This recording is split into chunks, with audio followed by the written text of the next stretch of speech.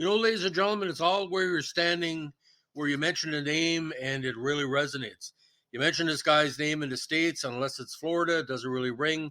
But across Canada, we consider him not probably the best CFLer of all time, probably the most important CFLer of all time, because the energy and drive he has for the sport as a player, as a coach, as a GM, basically revived the Toronto Argos to such an extent that you can't use the word Toronto Argonauts without saying Pinball Clemons. Now, Pinball Clemons, to me, again,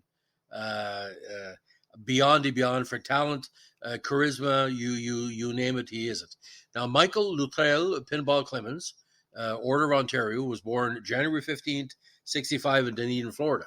He's a former running back and return specialist who currently serves as GM for the Toronto Argos. He is considered by many to be one of the greatest and most famous Argo players of all time, and one of the most famous CFL players of all time, as one of the most popular professional athletes in the history of Toronto, Ontario, and Canada.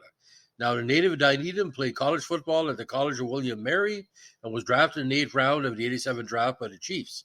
The NFL didn't want to give him enough a chance, and after 2 years there, he joined the Argos in 89, playing with them for 12 seasons, where he was a 2-time All-Star and a 3-time Grey Cup champion, as well as part of the John Kenny, Bruce McNall, Wayne Gretzky, Ragid Ishmael title winner.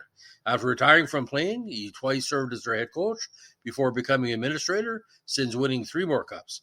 His number 31 jersey is one of only 4 that have been retired by the Argos. Now, Clemons was born and raised in Dunedin to an 18-year-old single mother, Anna Maria Bryant, who had just graduated from a segregated high school. His father, Willie, lived an hour and a half away from them while finishing up his university education, and later became a school teacher. Now, he started playing football at age 8 with the Dunedin Golden Eagles, a youth organization coordinated by the Police Athletic League. Now, Clemons and his mother lived in public housing across the street from the city sewer plant until he was 14. At this point in Clemons' life, his mother married his stepfather, and would also became the first African-American to get an administrative job for the city of Dunedin.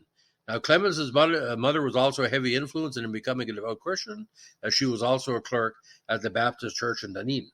Clemons and his family currently attend the Meeting House in Oakville, Ontario. Now, Clemons later formed a relationship with his father, Willie, during his college years. Even then, the relationship between him and his father was more like a nephew to an uncle, being limited to visits during his family vacations down in Florida and regular phone calls. Willie was also invited to a 2003 CFL Eastern Division semifinal game his son was coaching in Toronto versus the BC Lions, marking the first time his father has actually seen him in any capacity with the Argos. Shortly afterwards, unfortunately, he passed away. Now, Clemons graduated with a degree in economics from the College of William Mary, where he played as a running back and return specialist on the football side, as well as playing varsity soccer for a year. In his 4-year college career, he compiled 4,778 all-purpose yards and was named a Division IAA All-American. Now, when he was drafted by the Chiefs, during the 87 season, he played in 8 games, predominantly as a punt returner, where he collected 19 for 162 yards. Now, when Clemons first joined the Argos in 89, guest running backs coach Tom Cudney nicknamed him Pinball because of his running style. At 5'6", his diminutive size and extraordinary balance allowed him to bounce between defensive players, much like a pinball inside a pinball machine. During home games, the Who song Pinball Wizard would play in the PA each time Clemons was involved in a great play, which is often. As his first game with the Argos, Clemons was named the player of the game. In 1990, he received a CFL's Most Outstanding Player award after setting a single-season record for all-purpose yards with 3,300. The following year, Clemons won his very first football championship as his Argos defeated Stampeders to win the Grey Cup. Now, Clemons went on to win 2 more Grey Cups as a player when Doug Flutie led the Argos to back-to-back titles during 96 and 97. Now, ironically, in 1997, Clemons surpassed his own single-season all-purpose yards record from 1990 by recording 3,840. The mark stood until 2012 when it was broken by Chad Owens. On September 15, 2000, Clemons played his last ever game as an Argo. During his 12-year playing career with the Argos, he set many team records, including career pass receptions, 682, punt return yards, 6,025, punt returns, 610, punt return touchdowns, 8, kickoff return yards, 6,349, and kickoff returns, 300. He also set a single season punt return yard record with 1,070 in 1997, punt returns 111 in 1997, and kickoff returns 49 also in 97. He also amassed a career total 25,438 combined yards during a regular season, a CFL record. Now, in 2008, Clemons was inducted in the Canadian Football Hall of Fame. It was also inducted in the Ontario Sports Hall of Fame in 2009. Now, upon ending his playing career, he became interim head coach of the Argos in 2000, replacing John Ewart, who resigned after a 1-6-1 record. When offered a head coaching job by team GM J.I. Albright, Clemons was reluctant to accept it, wanting to spend more time with his family. According to Clemons, it was an awkward situation. After saying no, he said, "Do us a favor by going home and discussing it with your family." The burden was that this organization, had given our family so much that Canada was going to be our home. The Argos had everything to do with my family becoming a part of this country. Because of all I had given, I had decided it was my time to reciprocate. As interim head coach, Clemons coached the Argos to 6 wins out of the remaining 8 games. He had the interim tag removed from his title at the end of the season. In November 2001, he was promoted to president of the Argonauts and relinquished his role as head coach in the process to Gary Echeverry. Now, when Echeverry was fired as head coach on September 17, 2002, he returned as head coach on the interim basis with 6 games remaining in the 2002 season. Clemons was officially given the head coaching job again on December 17, 2002, while also relinquishing his role as team president. He remained head coach until 2007 and was nominated for the Anis Stuckaso Trophy every year from 2002 to 2007, Coach of the Year coming up short each time. Now, in the 2004 CFL season, he was the first black head coach to ever appear in a Grey Cup game. He became the first black head coach to win a Grey Cup title during that same contest, while also being the second black coach ever to guide his team to a pro football title in North America. Darren Arbet of the San Jose SaberCats was the first to do so in 2002 with an Arena Bowl 16 victory. Clemons downplayed this milestone achievement, saying, "To tell you the truth, I don't know what it means to be the first black coach in the Grey Cup and to win it. I know that I can't do anything by myself, and on my own strength, I'm very little good. Anything I accomplish has to do with the aid of individuals, and this team became like a family and is a family. I had very little to do with the color of my skin." Now, Clemons has the second most head coaching wins in Argos history with 67 behind Bob Wabilovich's 89.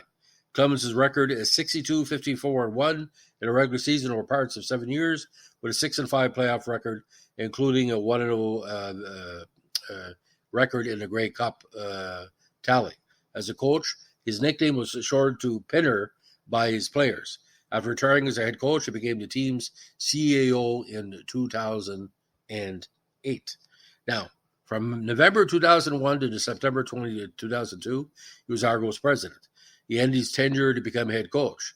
In 2003, he shared both responsibilities as head coach and GM. Though he was the de facto GM of the Argos as a result of a shake-up to the team, much of the player roster management duties were deferred to Greg Moens, the team's director of football operations and player personnel. Clemons would relinquish the GM title to Adam Rita at the end of the season. But on December 4, 2007, he stepped out as head coach of the Argos and became the new CEO. At the end of the 2008 season, Clemons announced he would no longer act in the day-to-day business organization, and on May 6, 2009, Bob Nicholson was announced as the new president and CEO of the Argos. At that same day, he was appointed the vice chair of the team. In his new role, Clemons advises the president and CEO of key sales and corporate partner programs, significant community initiatives, and brand and media relations. On October 8, 2019, he was named as the new GM of the squad, replacing Jim Popp, who was relieved of his GM duties with 4 games to go in the 2019 campaign. Clemons would also work closely with John Murphy, the team's vice president of player personnel, in assembling his roster. Now, Clemons, of course, as we all know, is a great motivational speaker, making frequent public appearances throughout the community. He's also partner of the children's brand Simply Kids, a line of diapers, baby food, and healthcare products found in supermarkets across the United States and Canada. Now, he currently resides in Oakville with his wife Diane, who is from Florida, and 3 daughters, were all born in Canada. Clemons has described himself, borrowing a quote from C.D. Howe, as American by birth but Canadian by choice. In 2000, he became a permanent resident of Canada, and it once been suggested that Clemons had remained an American citizen to rebuff any calls for him to run for political office, such as mayor for Toronto. He was also the subject of Pinball, the Making of a Canadian Hero, a biography written by Perry Lefkoe, published in 2006. Now, he's involved in many efforts in the community, including a reading program at a Collerston Middle School in Brampton. He also founded the Michael Pinball Clemons Foundation in 2007, which is dedicated to helping disadvantaged youth. Now, in 2009, he appeared on the CTV News as a celebrity guest host due to the weather and celebration of Dave Duvall's retirement. He is currently working with Mark Kilberger and Craig Kilberger, founders of Free to Children, an initiative to build schools and clean water systems in Africa, which is in a limbo right now, of course. Now, he's also proud to be a naturalized citizen of Canada since April 28, 2015. Now, he was recognized on February 10, 2007 by the College of William Mary, his alma mater, with an honorary degree during Charter Day ceremonies, where he's also the principal speaker. Now, over 16 days in February 2017, he partnered with Global Pet Foods and Air Miles for the Show Us Your Heart event. Its goal to raise money for homeless pets, rescue groups, and animal shelters across Canada through donations made at Global Pet Food stores. So, very, very strong. He did play with Tampa Bay as a practice squad member in 98. Now, seven-time Grey Cup champion as a player, coach, and GM. Two-time CFL All-Star in 1997. Number 31 retired. Three-time CFL East All-Star in 1994-97. Jeff Russell Trophy 1990. CFL MVP 93. And a Tom Petty Memorial Award winner in 96. And again, CFL records, most combined yards all time. Now, recorded over 5,000 career yards in rushing, pass receptions, kickoff returns, and punt returns. He holds all the team records for reception, kickoff returns, punt return touchdowns, kickoff returns, etc. Now, won the 95 John Candy Memorial Award. He's a one-time Eastern Division Most Outstanding Player winner, and inducted in numerous Hall of Fames. Now, he was appointed as a member of the Order of Ontario in 2001, giving him the post-nominal letters ONT for life. In 2011, he was one of the recipients of the top 25 Canadian Immigrant Awards presented by Canadian Immigrant Magazine. Now, honorary degrees from York University, Humber College, College of William and Mary, and again, he has been featured on a stamp for the Canada Post 2012 100th anniversary that year. Very cool. Very cool.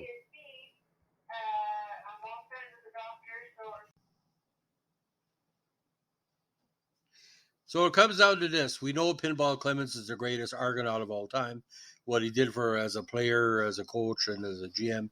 What he's meant to the CFL, there's no money in the world could pay him enough, and it's all natural. A very strong Christian, a very strong community-oriented person, charismatic. Basically, you meet him, and it kind of gives you what sports is all about. Probably one of the few Americans who came to Canada and became a bigger Canadian icon than a lot of the Canadian icons for sports born in this nation. I would figure the 1990s and 2000s belonged to pinball, where Toronto was the center of the sports universe because of the Donald Bailey match race against Michael Johnson, the two Blue Jay titles, the success of Doug Flutie, the success of boxers and other athletes from Ontario, curling as well, hockey, where the Maple Leafs were making the playoffs and winning playoff series back then. The 1990s belonged to Toronto in many ways for sports, and pinball was the uncrowned king. Now, will he ever run for heavy government? Well, that's the question. If he ran for prime minister or premier, he probably wouldn't fly.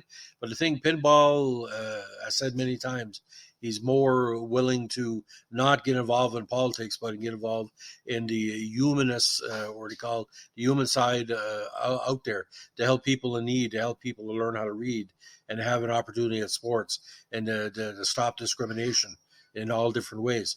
I'm very glad to say that Pinball Clemons is now a Canadian, because I know when he was winning all those Grey Cups in Toronto, and we saw him play, we always said, "Frig, I wish he was Canadian," because it could have been the greatest Canadian-born player of all time. but he just happened to be born in the States.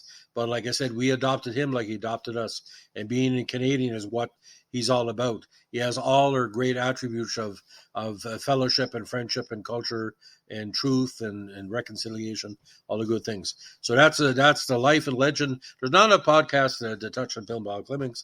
You could break down, you go on YouTube and see how he would bounce off defenders just like literally like a pinball. It was amazing because we had Gizmo Williams, okay, we had pinball, and we had the Rocket. Can you imagine what that decade was like? And plus all the great quarterbacks, Flutie and otherwise, tremendous. And that's when the CFL, and we shouldn't expand in the States, but that's where the CFL, the closest we ever came to the NFL, in my personal opinion. So, ladies and gentlemen, if you like what we're doing with our CFL Vintage podcast, let us know what I like, comment, subscribe, or share. Bye.